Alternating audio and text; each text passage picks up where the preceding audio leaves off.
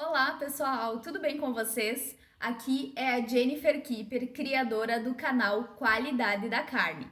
E hoje eu quero conversar com vocês sobre a importância das boas práticas de fabricação para termos cada vez mais, carnes que tenham qualidade e principalmente carnes que sejam seguras, para o nosso consumidor final. Então eu quero mostrar para vocês o que são as boas práticas, de que forma elas estão embasadas e norteadas, para que a gente consiga atingir esse objetivo e também, de que forma você que atua no controle de qualidade, você que atua como consultor ou como responsável técnico desses estabelecimentos, como que você pode assegurar, que realmente as boas práticas de fabricação serão implementadas da maneira correta e que os seus colaboradores, então, desempenham o seu exato papel, da maneira que ele deve desempenhar para que você consiga, então, assegurar, a qualidade e a segurança das carnes e dos produtos carnes. Então, hoje, o objetivo desta aula é passar essas informações desse vídeo, essas informações para vocês. Então, aproveito aqui para quem ainda não curte as redes sociais, eu faço o convite para vocês curtirem também a página no Instagram, Qualidade da Carne, e também, assinam o nosso canal, se inscrevam no canal do YouTube, que sempre tem muita informação bacana voltado, à busca de carnes de qualidade. Então, se inscrevam e vamos ao nosso vídeo, então. Primeiramente, o que é as boas práticas de fabricação? Mais conhecidas, como BPF. Então, BPF, boas práticas de fabricação. As boas práticas de fabricação, pessoal, elas são medidas que são adotadas, que são implementadas pelas empresas que visam, garantir um produto inócuo. Ou seja, o que significa um produto inócuo? Um produto que seja seguro, que não tenha nenhum tipo de contaminante, independente da sua origem, que esse produto então ofereça essa segurança ao ser consumida, lá na cadeia final pelos consumidores. Então, é isso que o consumidor busca e é isso que as boas práticas de fabricação, quando devidamente implementadas, elas visam garantir que o produto ele vai ter a qualidade e a segurança, buscada. Então, através dessas medidas que norteiam todo o processo de fabricação desses produtos, nós conseguimos garantir isso. Então, boas práticas de fabricação estão voltadas desde a matéria-prima, todo o processamento até a entrega, desse produto lá no final da cadeia produtiva. Então, eu preciso ter formas de controlar, de medir, para que eu possa dizer que realmente as boas práticas de fabricação estão sendo colocadas em prática. Então, para isso, nós temos diversas legislações que nos norteiam, que norteiam os profissionais dessa área, para que eles consigam, então, ver se estão no caminho certo, para que eles consigam, saber o que realmente eles precisam fazer. Então, nós temos legislações como a portaria de número 368, lá de 1997, tá? Uma portaria, então, bem antiga, que ela traz, então, informações, voltadas, a como que devem ser as boas práticas de fabricação para os estabelecimentos industrializadores, para os frigoríficos, para os abatedouros, que trabalham com produtos, então, de origem animal. Então, aqui, essa legislação ela traz todas as informações, desde como devem ser as instalações, como que os colaboradores devem se portar, quais as medidas que devem ser tomadas. E essa portaria, então, ela é do MAPA, do Ministério da Agricultura e Pecuária, e ela é voltada, então, para as indústrias processadoras de produtos de origem animal. Nós temos outras legislações que complementam, essa portaria, que também a gente tem o próprio decreto, o RISPOA, que nos norteia, nos traz também um embasamento voltado, um pouco com algumas informações voltadas a boas práticas de fabricação. Nós temos portarias específicas para abate de suínos, para abate de aves, que também trazem informações de como que devem ser as instalações, como que deve acontecer esses procedimentos, mas a base, né, é utilizada a 368, e nós temos também legislações da Anvisa, como a RDC 216. Essa RDC, então, ela é utilizada para serviços de alimentação, né, que inclui, então, aqui as casas de carnes, os açougues, os mercados, os restaurantes, né, e eles devem, então, seguir a RDC 216, que ela vai ter algumas exigências, né, diferentes um pouco da portaria 368, por exemplo. Algumas exigências diferentes da RDC 275. Mas o objetivo de todas essas portarias é oferecer um produto seguro, né, ao consumidor. E a RDC, então, 275, ela é para empresas industrializadoras, né? E ela traz também, além de ter né, informações voltadas às boas práticas de fabricação, também ela traz um checklist que é para verificar né, se realmente está sendo seguido todos os passos né, voltados à busca, então, desses produtos com qualidade, né? A implementar as boas práticas. Então, é um checklist bem bacana que pode ser adaptado também para outros estabelecimentos. E é importante destacar aqui, né, em relação a legislações, que nós precisamos sempre estar atentos, né, ao estado em que a gente está trabalhando, estar atentos ao município em que a gente está trabalhando. Por quê? Porque acontece que nós temos as legislações federais, mas nós vamos ter legislações, né, que podem ser desenvolvidas, né, no próprio estado ou ainda no município. Então, por exemplo, São Paulo tem legislações específicas, né, a CVS 5, uma legislação específica que traz informações voltadas a boas práticas de fabricação também para os serviços de alimentação. Então, precisa sempre estar atento, né, porque você precisa também atender, além da legislação federal, atender caso tenha legislações municipais ou estaduais. Tá? Elas não vão fugir da legislação federal, tá? Porque eles não podem colocar algo além né, da legislação federal, mas elas podem adequar, colocar mais detalhado algumas funções dentro da legislação do que diz a legislação mestre, né? A legislação federal. Então, é importante sempre consultar né, para ver se tem alguma outra legislação que vai te ajudar, então, a executar esse serviço da melhor maneira possível e para que dessa forma você não passe por nenhum problema de estar, né, inadequado, né, dentro do que a legislação está prevendo.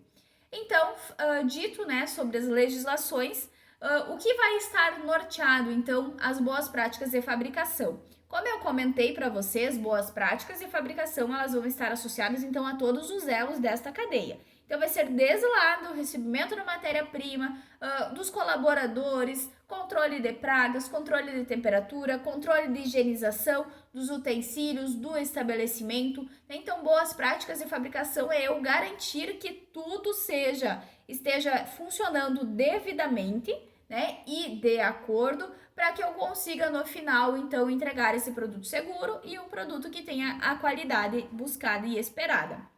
Então, boas práticas de fabricação eu vou ter desde onde deve ser o local correto para a instalação da minha empresa, né, do meu frigorífico, aonde que eu devo instalar, né, eu devo instalar esse frigorífico em uma área, então, que não tenha empresas na volta, que são uma fonte de contaminação. Eu preciso cuidar se eu vou ter acesso à água, acesso à iluminação. Eu preciso, né, de um local que eu não tenha o acesso, né, sendo por poeira na estrada de chão. Eu preciso ter um acesso direto que ele evite, né, essa questão de muita poeira, porque isso pode vir a causar uma contaminação, né, do meu produto, da minha matéria-prima. Então, eu preciso ter este cuidado também. Eu preciso, né, além disso, ter todos os cuidados voltados à instalação. Então, eu gosto de dizer sempre, quando eu dou os treinamentos, né, de boas práticas de fabricação, eu gosto de dizer que tudo precisa ser lavável, né? Dentro de uma indústria processadora de alimentos, eu preciso poder lavar tudo, né? E quando eu digo tudo, é tudo mesmo, né? Porque lá na legislação, então, está descrito exatamente que eu preciso lavar o teto, as paredes, as janelas, as portas, tudo precisa ser, né, um material que eu consiga, né, que facilite a higienização dessas superfícies, justamente para que eu não tenha nenhuma fonte de contaminação, né? Porque oferecer um produto inócuo é oferecer um produto que seja isento de qualquer tipo de contaminante. Então eu preciso ter um ambiente que proporcione isso, certo? Então na legislação eu tenho especificado, né, que a janela precisa ser de material de fácil limpeza e higienização, né, que tem que ser tudo em cores claras, né? Então dentro da indústria de alimentos eu preciso assegurar, né, que tenha cores claras e de fácil higienização, justamente, né, para que se consiga identificar mais facilmente, né, que seja mais visível alguma sujidade. Então, a partir do momento que eu tenho cores claras, eu logo bato o olho, eu já sei que está sujo ou que não está sujo. Né? Então, desde os uniformes dos colaboradores também, né, devem ser cores claras, para que a gente consiga, né, além de passar essa sensação de que o ambiente, de que está tudo limpo e organizado, né, ele realmente deve estar limpo e organizado. E as cores claras, elas facilitam isso. Então, lá na legislação nós temos descrito também, né, como que deve ser uso de telas, né? Quando eu tenho uma janela externa, uma porta, eu preciso ter telas para evitar, né, que eu tenha a entrada de roedores, de insetos, de qualquer tipo de praga, né? Então, isso é importante para que eu consiga assegurar que eu não vou levar nem uma praga para dentro da indústria, né? Então, isso é um ponto muito crucial quando eu busco a qualidade e a segurança dos produtos. E para isso nós temos também, né, o controle de pragas. Né? O controle de pragas e de roedores, ele é essencial para garantir, né, para evitar que essas pragas se proliferem dentro do meu pátio e dentro da minha indústria. Então, por isso que as armadilhas, né, o controle de pragas, ele deve ser de fora para dentro, né? Eu não vou ter uma ratoeira, por exemplo, né, dentro da minha indústria? Não, porque lá eu não posso ter o roedor, né? Então, essas armadilhas, né, elas devem ser colocadas externamente, né, ao redor da empresa, para que eu evite que esses animais estejam lá no interior da minha planta, né? Eu não quero eles lá dentro. Então, eu preciso ter todo esse controle de pragas para evitar que isso aconteça. Então, lá na legislação eu tenho exatamente descrito também que eu preciso ter o controle eficiente de pragas. Para isso, né, eu preciso ter lá os documentos, eu preciso ter uma empresa que esteja, então, habilitada para fazer o controle correto de pragas, né, uma empresa que tenha certificação, que eu tenha tudo registrado, né. Além disso, né, controle de pragas, eu preciso ter a questão dos utensílios, tá, dos equipamentos e utensílios todos também devem ser de fácil limpeza e higienização. O principal material, né, que é recomendado, um material utilizado quando se processa alimentos, principalmente a carne, né, é o uso do inox. O inox eu consigo limpar ele e higienizar de maneira muito fácil. Então isso facilita bastante, né, a operação de limpeza e de higienização. Eu preciso também, né, garantir então que a minha equipe esteja em condições de saúde adequada, que os colaboradores eles estejam devidamente paramentados, que eles estejam em condições de higiene também, né? Higiene pessoal, isso é muito importante, a higiene pessoal dos colaboradores. Então eu preciso garantir que o colaborador ele saiba realmente, né, o que ele precisa fazer, como ele deve se portar dentro da indústria quando ele está manipulando os alimentos. Por isso que nós temos sempre, né, as áreas de acesso, onde nessas áreas, né, as barreiras sanitárias, né, onde eu vou ter a lavagem das botas, a higienização das mãos, né, eu vou ter essas etapas para que o colaborador, ele saiba já, né, que ao entrar dentro da indústria, toda vez ele precisa higienizar o seu calçado e ele precisa higienizar as suas mãos devidamente, né? Então, eu preciso instruir este colaborador, né, passar para ele a importância dele desempenhar essas simples atividades de lavar as mãos, por exemplo. Então, ele precisa estar com o cabelo preso, ele não pode ter brinco, ele não pode usar batom quando é o caso de mulheres, né? Anéis, joias, qualquer joia, né, tem que ser retirada, né? Não pode usar barba. Então, esses cuidados, né, estão todos descritos na legislação, porque eles fazem parte, né, das boas práticas de fabricação, que estão associadas às pessoas que vão manipular os alimentos. E eu preciso garantir que esses manipuladores, eles não vão estar com a unha grande, que a unha não vai ter esmalte, eles não podem nem sequer usar perfumes, né? Perfumes fortes que podem alterar o sabor do meu produto, né? Podem vir a causar uma contaminação no produto, né? Então, esses cuidados todos são voltados às boas práticas de fabricação.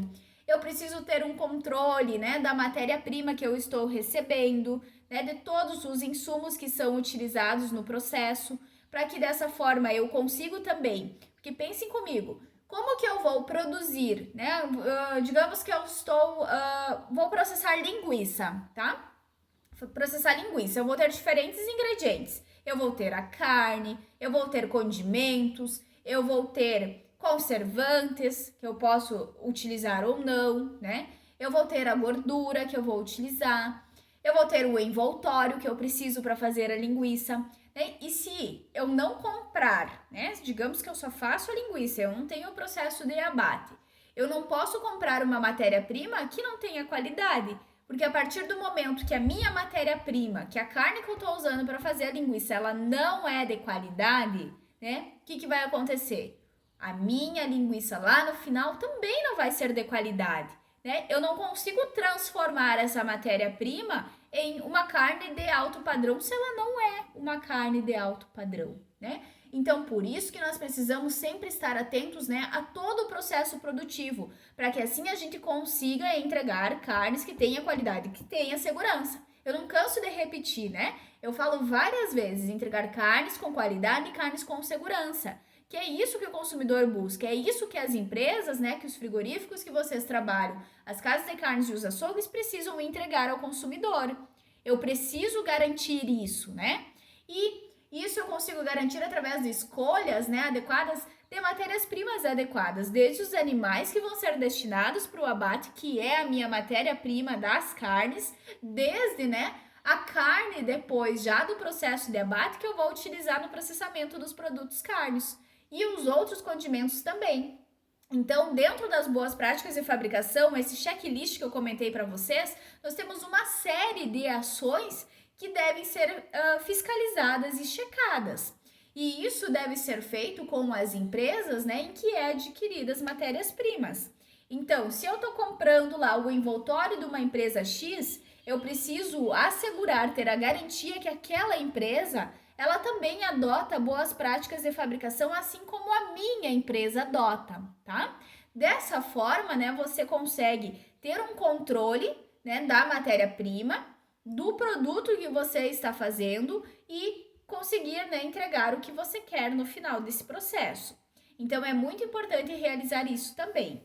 Dentro, né, das boas práticas também, nós vamos ter todo o controle da potabilidade de água, dos equipamentos, né, de monitoramento de temperatura, de balanças, né? Eu preciso também garantir, né, que os equipamentos eles estão devidamente calibrados, que eles são aferidos, né? Então eu preciso também ter formas, né, de registrar isso, de garantir que ao realizar o monitoramento de temperatura, realmente aquele termômetro ele está fazendo a medição correta. E para isso a gente trabalha, né, com aferições e com calibrações. E essas calibrações devem ser também, né, de empresas que são cadastradas, né, que são legalizadas, né, para desempenhar determinada função.